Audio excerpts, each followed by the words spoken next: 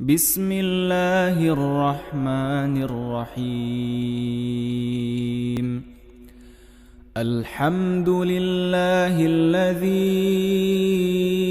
أنزل على عبده الكتاب ولم يجعل له عوجا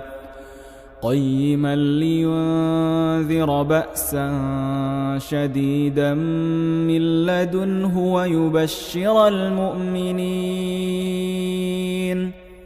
ويبشر المؤمنين الذين يعملون الصالحات أن لهم أجرا حسنا ماكثين فيه أبدا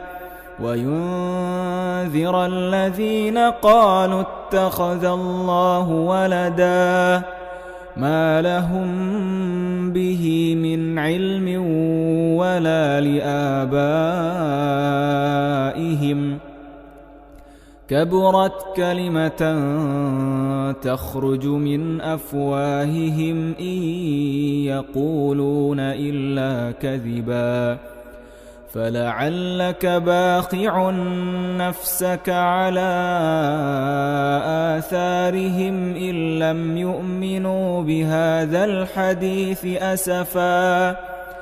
إنا جعلنا ما على الأرض زينة لها لنبلوهم أيهم أحسن عملا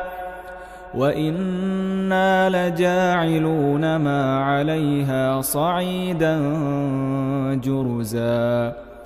أم حسبت أن أصحاب الكهف والرقيم كانوا من آياتنا عجبا إذ أوى الفتية إلى الكهف فقالوا ربنا آتنا من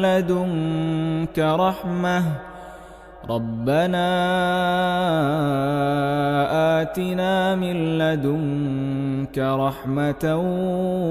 وهيئ لنا من أمرنا رشدا.